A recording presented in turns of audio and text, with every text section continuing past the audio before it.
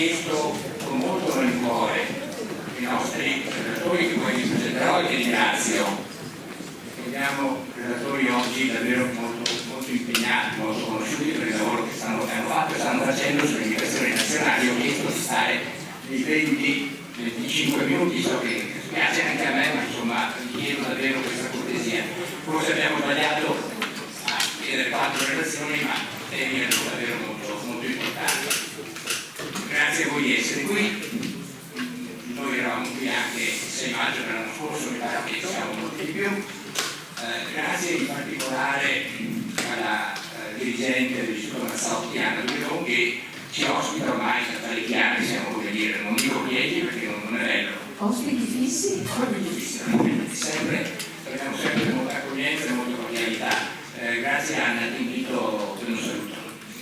Sì, grazie. Saluto gli ospiti che sono intervenuti a questo convegno e spero che la logistica funzioni e naturalmente voi ritrovate, ringrazio sempre il forum delle associazioni perché con molta puntualità e molta anche tenacia si occupano di riflettere su quello che poi arriva dal Ministero. Sono arrivate le nuove indicazioni per la scuola dell'infanzia e la scuola primaria e devo dire che quest'anno il Ministro è stato molto proficuo da dicembre e gennaio in poi, si è occupato della scuola primaria, della scuola dell'infanzia, degli istituti tecnici superiori e dei licei. Quindi diciamo che è un ministro che vuole lasciare la sua impronta e come spesso accade e noi siamo qui a dover dare a questo contesto una dimensione praticabile. Quindi credo che questo convegno sarà il punto della situazione e vi auguro un buonissimo pomeriggio.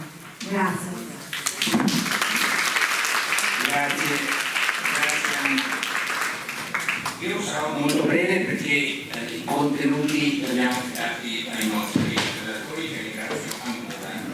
La prima questione che volevo prendere è perché siamo qui.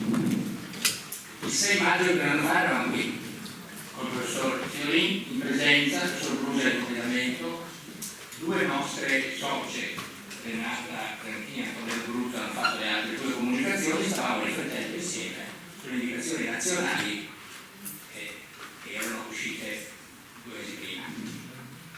Avevamo condiviso poi anche nel nostro lavoro, per dirla in estrema sintesi, quello che Fiolin ci disse allora. È una scuola che guarda indietro, è una scuola che non affronta i temi del futuro. E ci disse anche una cosa che ci è rimasta molto impressa, insomma, le cose belle che ci c'erano anche prima, quelle brutte, le altre non le condividiamo. Siamo di questo avviso.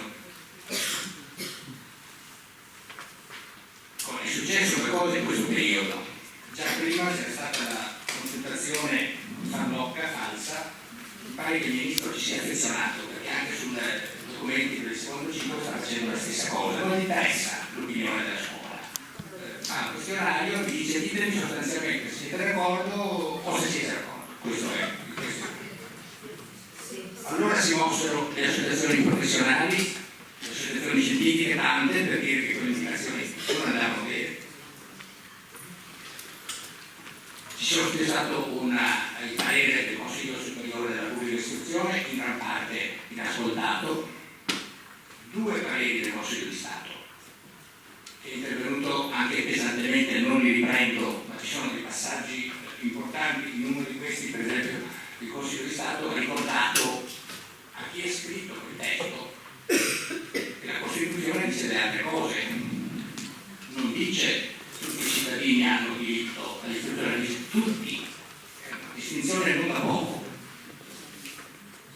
Ci sono state una serie di iniziative, ricordo il 18 ottobre è stata una giornata di mobilitazione nazionale, una quarantina di città in Italia si sono mosse, abbiamo fatto anche il Veneto, in particolare Padova, Venezia e Verona, anche le nostre associazioni.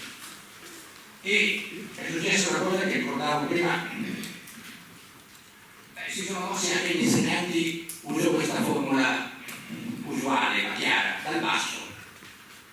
Mi piace ricordare un gruppo di bravissimi colleghi di Padova che interverranno anche nel convegno, che hanno organizzato loro una affollata un'assemblea di maggio in un parco della città, si sono chiamati quali scuole per il futuro, in cui c'erano centinaia di persone e hanno cominciato ad aver fatto questo lavoro, hanno fatto loro di lettura di testi, di critica di testi che hanno presentato in quell'iniziativa.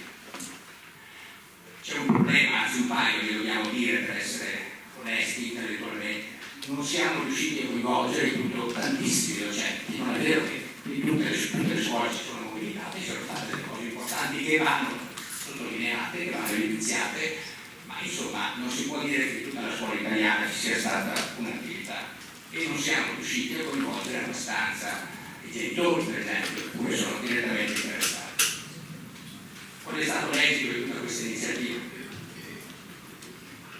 Penso che abbia avuto più ripercussioni nel dibattito che comunque si è avviato che non sul Ministero, perché credo che il testo definitivo uscito sostanzialmente, sono cambiate alcune cose, ma poche. L'impianto culturale e pedagogico è rimasto sostanzialmente invariato. Non è cosa da poco, perché c'è un disegno preciso dentro questo ideale della scuola, c'è un disegno, pensiero sulla società, un pensiero sul cittadino. Sottolineo in particolare un'idea di scuola. Lo stesso Consiglio Superiore della Pubblica Istruzione aveva evidenziato una criticità laddove il testo diceva la scuola è la sede principale per la trasmissione di conoscenze e lo stesso CSP, pure a maggioranza, io avevo nell'occasione sono andato a vedere i pareri del CSP degli ultimi 2 anni, sono sempre stati pareri all'unanimità, quasi sempre, spesso favorevoli, a volte favorevoli con qualche perplessità, in questo caso non fu maggioranza, e però anche se non fu maggioranza fecero una critica che il Ministero non raccolse. Qual era l'osservazione? Non si dice che la scuola non è la sede principale per la trasmissione di conoscenza, la scuola è la sede principale per la co-costruzione di conoscenze, dove c'è un'idea di scuola, c'è un'idea di bambino, c'è un'idea di insegnante che è diversa dal magis che viene proclamato. L'impianto, dicevo, è rimasto lo stesso.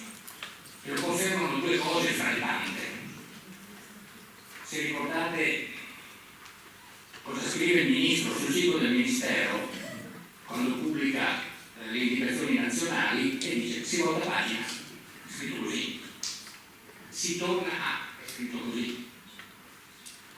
Ma cito un'altra cosa che mi pare significativa ed è un articolo di Galli della Loggia che esce nel luglio del 2025 dove dice sostanzialmente con molta chiarezza gli ha dato almeno atto dell'onestà di dirlo. Cioè, questo governo è incapace di perseguire una linea politica che costruisca l'egemonia culturale del nostro paese. Per fortuna, non scritto per fortuna nel senso quello lo sta facendo la metà. Il messaggio è chiaro. Aggiungo solo una cosa, e dei contenuti ci parleranno con i nostri relatori. La notevole superficialità in molti passaggi di quel testo, l'incapacità di farne un testo anche omogeneo, sufficiente per scrittura, ci sono contraddizioni, ci sono evidenze che sono davvero chi l'ha scritto? Ne dico solo una, lo citammo allora, lo riprendo, perché poi l'hanno cancellata questa cosa. E io non so, siccome quando sono buono dico l'hanno cancellata perché si sono accorti che avevano scritto una seria. Però non so se è così o se l'hanno tolta perché qualcuno gliel'ha spiegato. Perché nel primo testo dicevano che la violenza di genere è una grave patologia, lo ricordate? Terribile. Fuori da ogni idea che pure è maturata anche nella società civile in questi anni, poi l'ha cancellata, per fortuna. Con la pubblicazione del testo e poi del decreto si è chiusa una fase, cioè la fase era quella di ragionare, riflettere, provare ad assumere iniziative perché cambiassero queste indicazioni nazionali.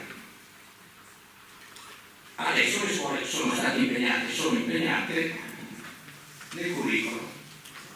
Avrete notato che nella locandina non c'è scritto elaborare il curriculum, non c'è scritto rivisitare il curriculum. Abbiamo deciso nella nostra discussione interna, che non è stata sempre facile, le colleghe e i colleghi del forum lo ricordano, è stata anche un po' complicata per alcuni versi, ma abbiamo fatto sì, considero a nome di tutte le colleghe del forum un valore quello che abbiamo fatto in questi anni. Quando abbiamo cominciato a lavorare nel 2014, abbiamo cominciato nel 2013, ci abbiamo messo un anno, ogni mese, perché avevamo bisogno di costruire la nostra identità. Eravamo teste diverse, persone diverse, professori diverse, idee di scuola anche diverse, abbiamo fatto una sintesi con un documento che abbiamo costruito e poi ogni volta abbiamo ragionato così, identificavamo un tema, ne discutevamo, cercavamo di fare sintesi, incaricavamo ogni volta uno o due di noi di stendere una prima bozza, poi ci ritrovavamo, ne discutevamo ancora finché usciva il nostro documento. Ed è una cosa che davvero consideriamo un grande valore, è importante lavorare. Abbiamo scritto rivisitare il curriculum perché pensiamo che sia opportuno, necessario e che si possa fare. Nella rivisitazione del curriculum è secondo noi necessario mantenere riferimento alla cultura pedagogica delle indicazioni 2012 e dei nuovi scenari 2018. Si può fare, si deve fare. È necessario mantenere le esperienze positive che in molte scuole sono state fatte in questi anni. È necessario soprattutto valorizzare l'autonomia, che forse, sicuramente per responsabilità del Ministero, intanto dico che l'autonomia è assolutamente importante, qualcuno ha tentato di soffocarla nella cura, sono mancati poi degli strumenti, però forse anche noi non siamo riusciti nelle nostre scuole a valorizzarle fino in fondo. Ora è il momento di farlo, si può fare. Come hanno lavorato le scuole? Non abbiamo notizie statistiche, però da quello che ci raccontano, alcune scuole hanno lavorato un po' di corsa, bisogna fare il curriculum, diamoci da fare. Cosa abbiamo fatto? Secondo una logica che consideriamo sbagliata, cioè la logica dell'adempimento. I colleghi dirigenti che sono qui probabilmente saranno d'accordo per una parte, perché la scuola ha anche degli adempimenti, ma fare il curriculum come se fosse un adempimento è proprio stare sbagliato. Il curriculum è una cosa viva, che si trasforma, che nasce, che cresce, come si spiegare bene Fiorini queste cose. Alcune scuole hanno fatto poco o niente, alcune scuole hanno cominciato a lavorare. Noi pensiamo che il curriculum non è una cosa che si deve fare per essere messa lì, l'abbiamo fatto, siamo a posto. Non è nemmeno necessario che il curriculum sia tutto pronto il 1 settembre di quest'anno. Chi l'ha fatto, secondo me, ha fatto una scelta sulla quale non ha riflettuto abbastanza, non solo perché le indicazioni 2012 cessano la loro vigenza dopo un periodo. Oggi parliamo di questo. Ai relatori abbiamo chiesto, poi vi dirò quando vi presento, un contributo specifico che aiuti le scuole, aiuti anche noi tutti a intraprendere questo percorso, che è una fase nuova in cui noi, come forum delle associazioni, abbiamo mantenuto e confermiamo il nostro giudizio negativo su quelle indicazioni nazionali. E pensiamo, abbiamo anche evitato di utilizzare la parola accompagnare i docenti, perché se tu dici accompagnare, come se diceva, vabbè, se è una roba bella che accompagniamo. No, non è così, la cosa non è bella, non le possiamo accompagnare, però, e questa è l'ultima cosa che vi dico, per fare questo lavoro abbiamo pensato di preparare un volume che stavamo riusciti a prepararlo per questa data, non ci siamo riusciti, ma sarà proprio settembre. E in questo volume troverete qualcosa anche più specifico sul curriculum, poi ve lo dirò. Però trovate delle idee su come fare scuola nonostante le indicazioni nazionali 2025, perché pensiamo che questo sia stato il lavoro utile da fare, anche su questo abbiamo discusso a lungo questa come lavorare a scuola nel rispetto della professionalità e dell'autonomia. Nella cartellina abbiamo messo l'indice, così vedete gli argomenti degli autori. Abbiamo messo anche una parte della presentazione che dà il senso di quello che abbiamo voluto fare. Devo ringraziare tutti coloro che siamo qui, che hanno scritto, abbiamo incaricato dei gruppi di lavorarci. Mi permetto un ringraziamento particolare ai nostri Giancarlo e Edi, che si sono fatti carico, è stato un lavoro complicato e difficile di raccogliere tutto il materiale, di riletto, di fare pubblicazione, di sistemarlo per la pubblicazione. Vi chiediamo, vi abbiamo messo un po' di cartellina, di aiutarci a settembre per organizzare la presentazione. Ultima cosa che voglio dire, e ci tengo. Vi invito a fare un applauso a un gruppo di maestri, quelli di Marostica. Prenderemo sui giornali in questi giorni. Hanno organizzato una visita a Trieste di alunni di guida. Hanno incontrato i migranti della rotta balcanica. Non è stata una cosa fatta, come dire, dicendo buona volontà, che bello, facciamo questa cosa. È una cosa costruita in un progetto condiviso, elaborato, preparato di educazione civica. Ho telefonato al dirigente scolastico ieri, per sapere un po'. Il dirigente scolastico mi ha detto non solo è stato fatto tutto secondo le norme, rispettare le norme, tutte libere, consenso dei genitori, ma mi ha spiegato il progetto che io ho trovato poi nel comunicato, una cosa importante che ha fatto a tutta la comunità scolastica, a tutti i genitori, a tutti i docenti e a tutti gli altri.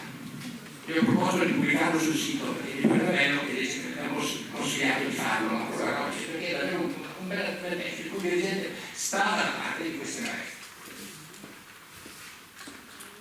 E perché è importante questa cosa? Perché va in direzione esattamente contraria di quello che, mi avvio a chiudere, avevano scritto i nostri amici Loredana Perla e Galli della Loggia in questo libretto, un classico, diceva prima, si chiama Insegnare l'Italia, uscito nel 2023, tocca anche spendere 14-15 euro per capire no, cosa avevo in mente. E in questo testo scrive che certo siamo d'accordo che bisogna abituare bambini e adolescenti a essere buoni cittadini capaci di ragionare con la propria testa. E di qua. Però dice, no, non possono essere pensati come abitanti del pianeta Marte. Devono invece essere pensati come italiani. E quindi la loro istruzione deve essere orientata in questo senso, cioè la conoscenza di materiali storico-culturali che hanno costituito l'identità italiana. Le maestre di Marostica ci hanno insegnato una cosa diversa. Il titolo del nostro volume, vi abbiamo distribuito anche un testo molto bello. Due giorni fa stavo cercando di scrivere una cosa su questo argomento sul mio profilo Facebook, poi ho trovato nel Mattino di Padova, ma c'è anche nella Tribuna del Treviso della Nuova Venezia, un bellissimo testo scritto da Emanuele Alecci, che è presidente della rete del volontariato europeo di Padova. Il titolo è Bambini e migranti non è indottrinamento, bensì scuola. Solo per ricordarlo, la nostra ex assessora del Veneto, Donna Zambro, ha giudicato invece un fatto gravissimo. Noi siamo dall'altra parte, proprio dall'altra parte, non c'è discussione su questo. E vi dico che anticipo che il nostro volume abbiamo deciso che si intitolerà così, per una scuola aperta al mondo. Grazie dunque alle maestre di Marostica.